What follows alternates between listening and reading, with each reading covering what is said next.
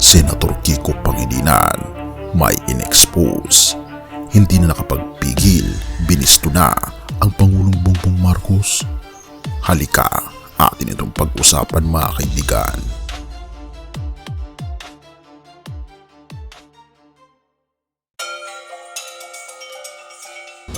Bago natin ipagpatuloy kaibigan, siya nga pala ang Great Controversy na isa sa mga pinaka-kontrobersyal na libro dahil tumutukoy ito sa mga propesiya sa libro ng Daniel at Revelation na nagaganap na sa panahon natin ngayon bago ang pagdating ng ating Panginoon ay pinamimigay na namin ng libre sa pamamagitan ng PDF at ito ay nasa limited lamang na panahon kaya i-click mo sa description sa baba upang ma-avail mo kaibigan ang napaka-importanteng libro ito na magbubukas sa iyo sa mas maliwanag mong hinaharap.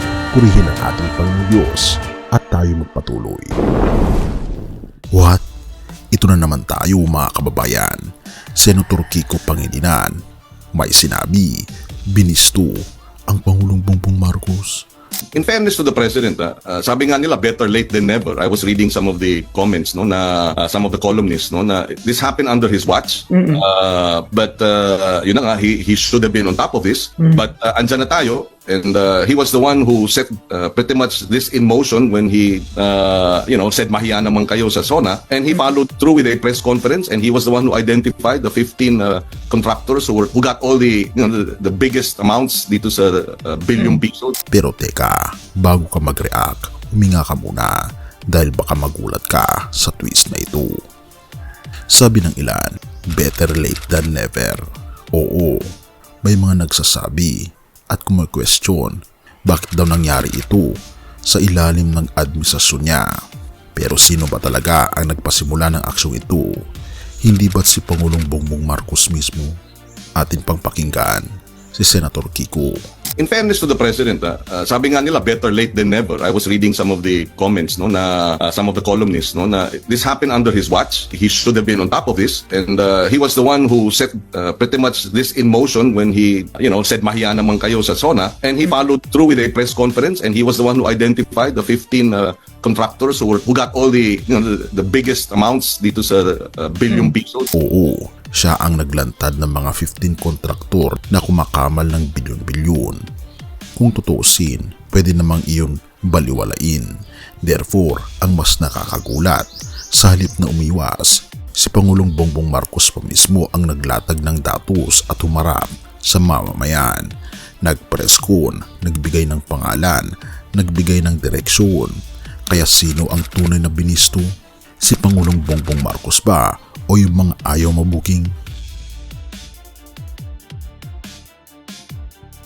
Ngayon, pumasok si Senator Kiko at pinuri ang ating Pangulo at humirit pa 2 linggo matapos niyang hilingin kay Pangulong Bongbong Marcos na maglabas ng executive order para sa floor price ng palay dahil bumababa nga ang presyo ng bigas. Kawawa ang mga farmers dahil sobrang baba rin ng bili ng mga private sectors. Kaya nga naman nagpatupad ng sagip sa kalo na iminungkahi ni Senator Kiko at nagkaharap muli sila ni Pangulong Bongbong Marcos.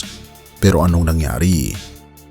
Nakipag-usap siya sa Malacanang mismo at nakinig si Pangulong Bongbong Marcos. Atin pang itong panoorin mga kaibigan. Senator Francis Kiko Pangilinan, who is ready, willing, and able now that he has returned to the Senate to help us sa lahat ng mga issue tungkol sa agrikultura. Kaya mabuti meron na tayong kasama, kaakibat dito sa Senado. Ang puso ng usapin, kaibigan, walang kulay ang gutom. Kaya't walang kulay ang solusyon.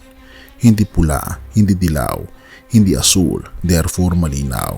Ang tinutulungan dito ay magsasaka, hindi partido. At kung tutusin, ang presensya ni Senator Kiko sa Malacanang ay patunay na bukas si Pangulong Bongbong Marcos kahit kanino basta't para sa tao. Kaya akala ng iba, binisto talaga ni Senator Kiko si Pangulong Bongbong Marcos in a negative way, pero hindi. Sa positibong pananalita, sa mas malalim na pag-iintindi, mas binisto ni Senator Kiko ang katotohanan.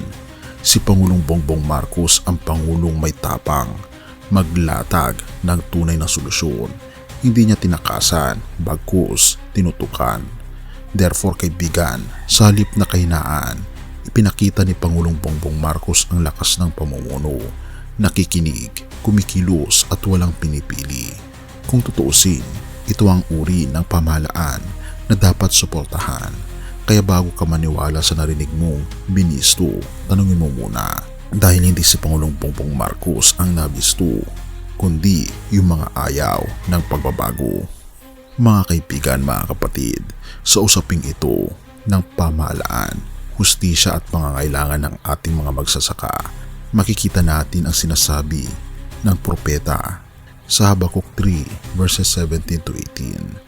Though the fig tree does not bud and there are no grapes on the vines, though the olive crop fails and the fields produce no food, yet I will rejoice in the Lord. I will be joyful in God, my Savior. Kahit may kakulangan, kahit may problema sa ani, kahit may gutom, ang tunay na solusyon ay namumula sa pag-ibig, biyaya at hustisya ng ating Panginoon Hesus. Siya ang nagbibigay ng pag-asa, siya ang nag-aangat, at siya ang tunay na hari na hindi nabibili at hindi nagkukulang. Kaya kung ikaw ay napapagod, nalilito o naghahanap ng katarungan, lumapit ka sa ating Panginoon Hesus, kaibigan. Lumapit tayo sa Kanya. Isuko mo ang iyong buhay sa Kanya sapagkat siya ang tanging nagbibigay ng buhay na ganap at walang hanggan. Purihin ang ating Panginoon Diyos at tayo manalangin. Ama naming Diyos na makapangyarihan sa lahat, salamat po sa iyong walang hanggang pag-ibig, sa iyong biyaya at habag na hindi nauubos. Salamat po sa inyong hustisya na laging nagtatagumpay. Dinadalangin po namin ang aming bayan, ang aming mga pinuno at lalo na ang aming mga magsasaka. Gabayan niyo po ang aming Pangulo at puspusin niyo po kami ng pag-ibig at pananampalataya. Pinupuri po namin kayo at pinapasalamatan o aming Panginoon Diyos sa inyo pong kabutihan sa amin at patuloy niyo po kaming gabayan at patawarin sa lahat ng aming mga pagkukulang at pagkakasala sapagkat ito po ang aming samot hiling sa matamis na pangalan ng aming Panginoon Hesus. Amen. Bago natin ipagpatuloy kaibigan, siya nga pala ang Great Controversy na isa sa mga pinaka-kontrobersyal na libro dahil tumutukoy ito sa mga propesiya sa libro ng Daniel at Revelation na nagaganap na sa panahon natin ngayon bago ang pagdating ng ating Panginoong Diyos ay pinamimigay na namin ng libre sa pamamagitan ng PDF at ito ay nasa limited lamang na panahon kaya i-click mo sa description sa baba upang ma-avail mo kaibigan ang napaka-importanteng libro ito na magbubukas sa iyo sa mas maliwanag mong hinaharap. Purihin ang ating Panginoong Diyos at tayo magpatuloy.